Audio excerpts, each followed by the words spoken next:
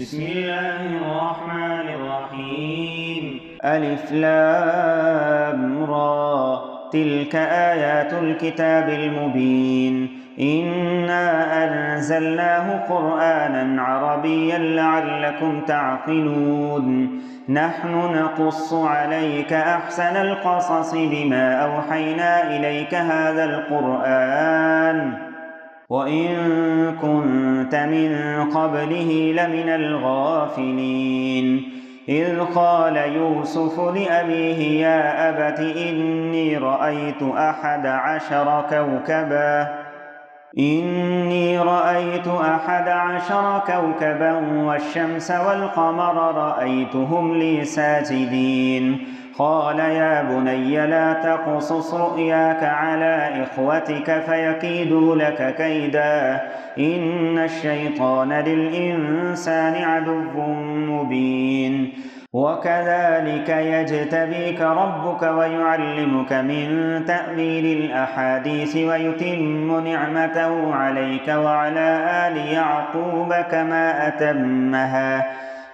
أتمها على أبويك من قبل إبراهيم وإسحاق إن ربك عليم حكيم. لقد كان في يوسف وإخوته آيات للسائلين إذ قالوا ليوسف وأخوه أحب إلى أبينا منا ونحن عصبة إن أبانا لفي ضلال مبين. اقتلوا يوسف أو اطرحوه أرضا يخل لكم وجه أبيكم وتكونوا من بعده قوما صالحين.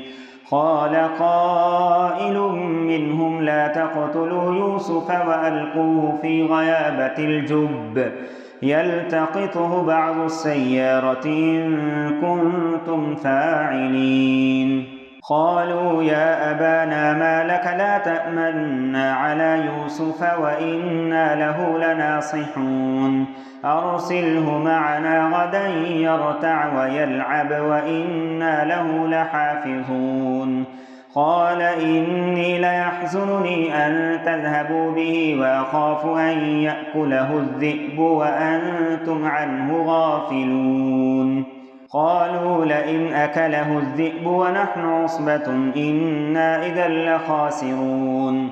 فلما ذهبوا به وأجمعوا أن يجعلوه في غيابة الجب وأوحينا إليه لتنبئنهم بأمرهم هذا وهم لا يشعرون.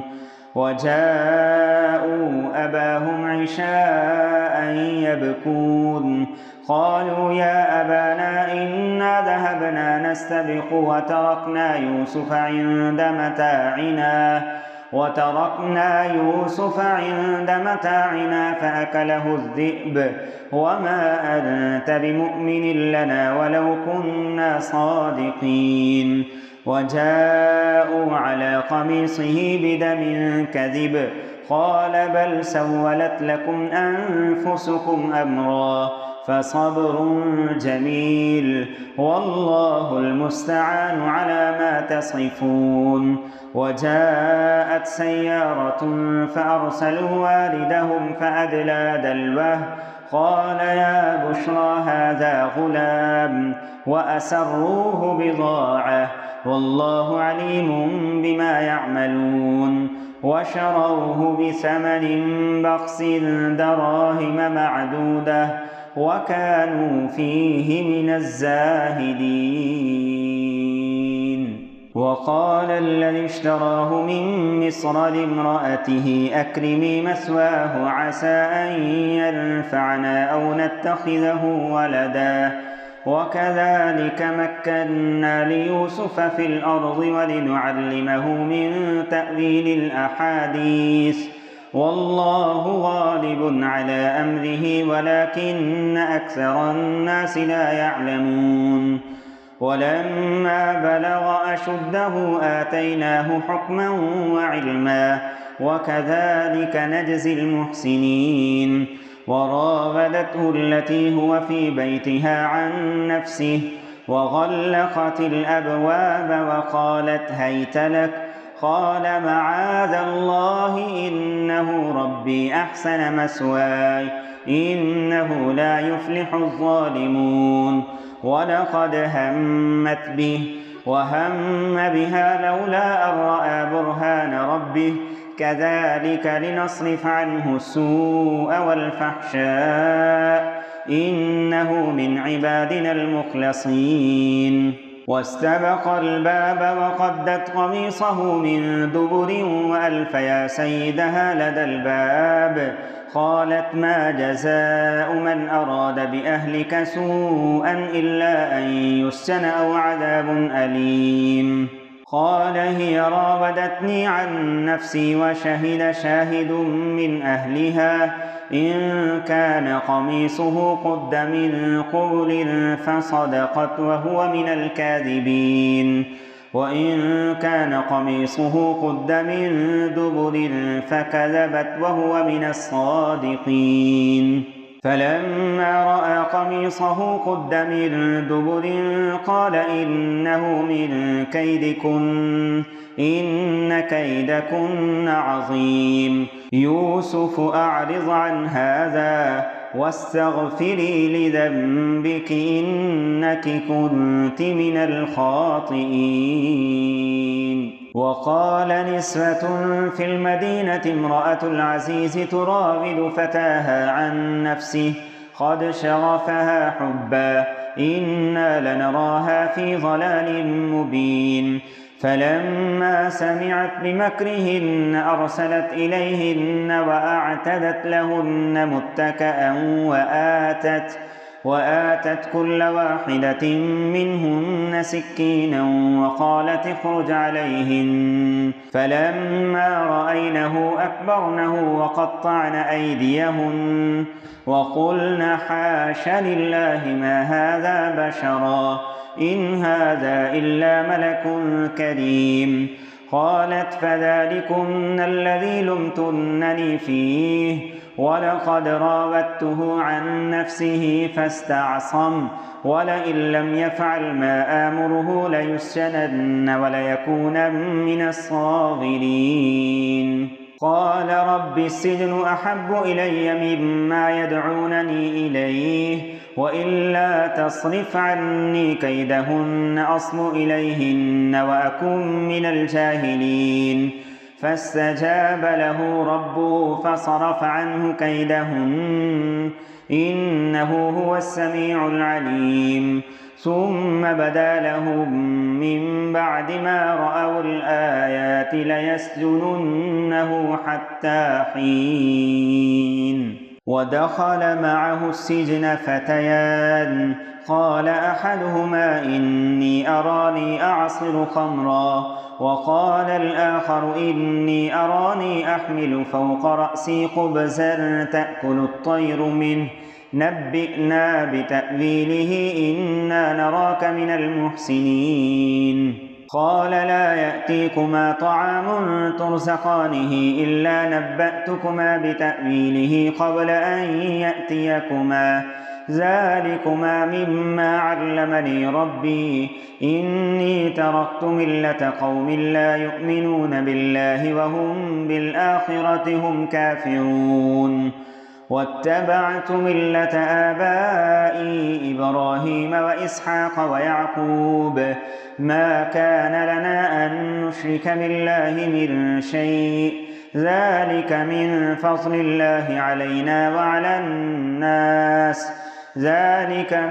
فضل الله علينا وعلى الناس ولكن أكثر الناس لا يشكرون يا صاحبي السجن أأرباب متفرقون خير أم الله الواحد القهار ما تعبدون من دونه إلا أسماء سميتموها أنتم وآباؤكم ما أنزل الله بها من سلطان إن الحكم إلا لله أمر ألا تعبدوا إلا إياه ذلك الدين القيم ولكن أكثر الناس لا يعلمون يا صاحبي السجن أما أحدكما فيسقي ربه خمرا وأما الآخر فيصلب فتأكل الطير من رأسه قضي الأمر الذي فيه تستفتيان. وقال للذي ظن أنه ناج منهما اذكرني عند ربك فأنساه الشيطان ذكر ربه فلبث في السجن 9 سنين. وقال الملك إني أرى 7 بقرات سمان يأكلهن 7 عجاف و7 سنبلات خضر وأخر يابسات يا أيها الملأ أفتوني في رؤياي إن كنتم للرؤيا تعبرون. قالوا أضغاث أحلام وما نحن بتأويل الأحلام بعالمين. وقال الذي نجا منهما وادكر بعد أمة أنا أنبئكم بتأويله فأرسلون. يوسف أيها الصديق أفتنا في 7 بقرات سمان يأكلهن 7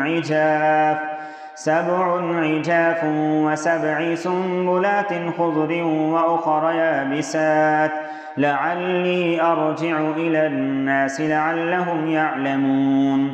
قال تزرعون 7 سنين دأبا فما حصدتم فذروه في سنبله إلا قليلا مما تأكلون. ثم يأتي من بعد ذلك 7 شداد يأكلن ما قدمتم لهن إلا قليلا مما تحصنون. ثم يأتي من بعد ذلك عام فيه يغاث الناس وفيه يعصرون. وقال الملك ائتوني به فلما جاءه الرسول قال ارجع إلى ربك فاسأله ما بال النسوة اللاتي قطعن أيديهن إن ربي بكيدهن عليم. قال ما خطبكن إذ راوتن يوسف عن نفسه قلنا حاش لله ما علمنا عليه من سوء. قالت امرأة العزيز الآن حصحص الحق أنا راودته عن نفسه وإنه لمن الصادقين. ذلك ليعلم أني لم أخنه بالغيب وأن الله لا يهدي كيد الخائنين. وما أبرئ نفسي إن النفس لأمارة بالسوء إلا ما رحم ربي إن ربي غفور رحيم. وقال الملك ائتوني به أستخلصه لنفسي فلما كلمه قال إنك اليوم لدينا مكين أمين. قال اجعلني على خزائن الأرض إني حفيظ عليم. وكذلك مكنا ليوسف في الأرض يتبوأ منها حيث يشاء نصيب برحمتنا من نشاء ولا نضيع أجر المحسنين ولأجر الآخرة خير للذين آمنوا وكانوا يتقون. وجاء إخوة يوسف فدخلوا عليه فعرفهم وهم له منكرون. ولما جهزهم بجهازهم قال ائتوني بأخ لكم من أبيكم ألا ترون أني أوفي الكيل وأنا خير المنزلين. فإن لم تأتوني به فلا كيل لكم عندي ولا تقربون. قالوا سنراود عنه أباه وإنا لفاعلون. وقال لفتيانه اجعلوا بضاعتهم في رحالهم لعلهم يعرفونها إذا انقلبوا إلى أهلهم لعلهم يرجعون. فلما رجعوا إلى أبيهم قالوا يا أبانا منع منا الكيل فأرسل معنا أخانا نكتل وإنا له لحافظون. قال هل آمنكم عليه إلا كما أمنتكم على أخيه من قبل فالله خير حافظا وهو أرحم الراحمين. ولما فتحوا متاعهم وجدوا بضاعتهم ردت إليهم قالوا يا أبانا ما نبغي هذه بضاعتنا ردت إلينا ونمير أهلنا ونحفظ أخانا ونزداد كيل بعير ذلك كيل يسير. قال لن أرسله معكم حتى تؤتون موثقا من الله لتأتونني به إلا أن يحاط بكم. فلما آتوه موثقهم قال الله على ما نقول وكيل. وقال يا بني لا تدخلوا من باب واحد وادخلوا من أبواب متفرقة وما أغني عنكم من الله من شيء إن الحكم إلا لله عليه توكلت وعليه فليتوكل المتوكلون. ولما دخلوا من حيث أمرهم أبوهم ما كان يغني عنهم من الله من شيء إلا حاجة في نفس يعقوب قضاها وإنه لذو علم لما علمناه ولكن أكثر الناس لا يعلمون. ولما دخلوا على يوسف آوى إليه أخاه قال إني أنا أخوك فلا تبتئس بما كانوا يعملون. فلما جهزهم بجهازهم جعل السقاية في رحل أخيه ثم أذن مؤذن أيتها العير إنكم لسارقون. قالوا وأقبلوا عليهم ماذا تفقدون؟ قالوا نفقد صواع الملك ولمن جاء به حمل بعير وأنا به زعيم. قالوا تالله لقد علمتم ما جئنا لنفسد في الأرض وما كنا سارقين. قالوا فما جزاؤه إن كنتم كاذبين؟ قالوا جزاؤه من وجد في رحله فهو جزاؤه كذلك نجزي الظالمين. فبدأ بأوعيتهم قبل وعاء أخيه ثم استخرجها من وعاء أخيه كذلك كدنا ليوسف ما كان ليأخذ أخاه في دين الملك إلا أن يشاء الله نرفع درجات من نشاء وفوق كل ذي علم عليم. قالوا إن يسرق فقد سرق أخ له من قبل فأسرها يوسف في نفسه ولم يبدها لهم. قال أنتم شر مكانا والله أعلم بما تصفون. قالوا يا أيها العزيز إن له أبا شيخا كبيرا فخذ أحدنا مكانه إنا نراك من المحسنين.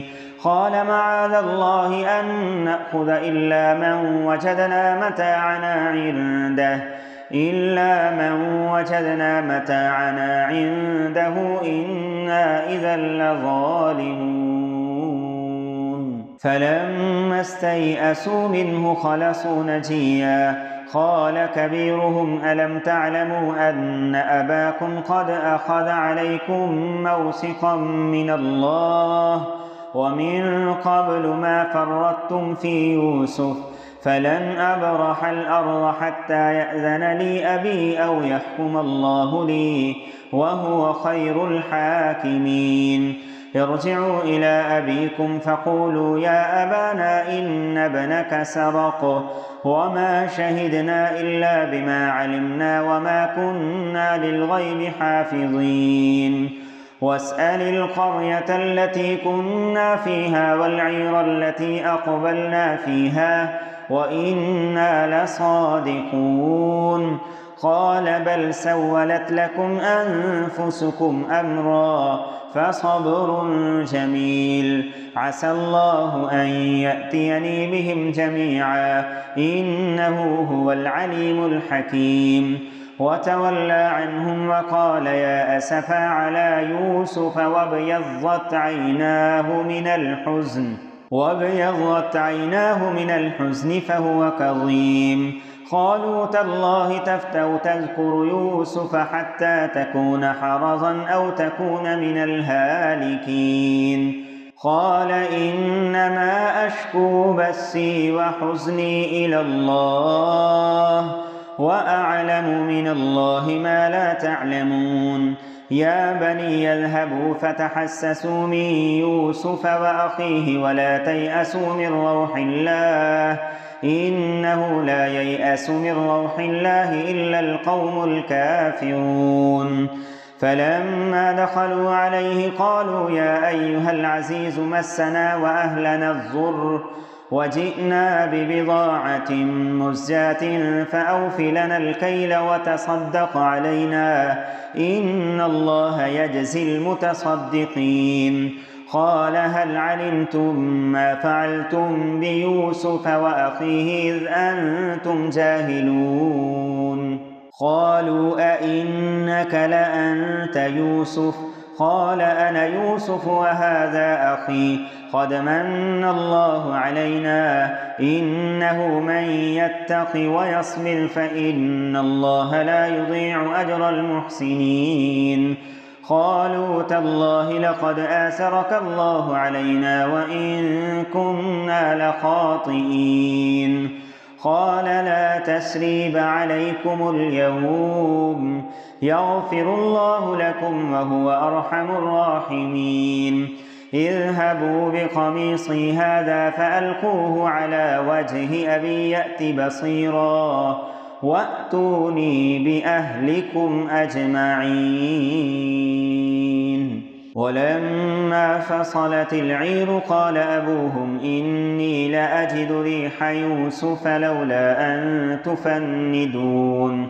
قالوا تالله إنك لفي ضلالك القديم فلما أن جاء البشير ألقاه على وجهه فارتد بصيرا قال ألم أقل لكم إني أعلم من الله ما لا تعلمون قالوا يا أبانا استغفر لنا ذنوبنا إنا كنا خاطئين قال سوف أستغفر لكم ربي إنه هو الغفور الرحيم فلما دخلوا على يوسف آوى إليه أبويه وقال ادخلوا مصر إن شاء الله آمنين ورفع أبويه على العرش وخروا له سجدا وقال يا أبت هذا تأويل رؤياي من قبل قد جعلها ربي حقا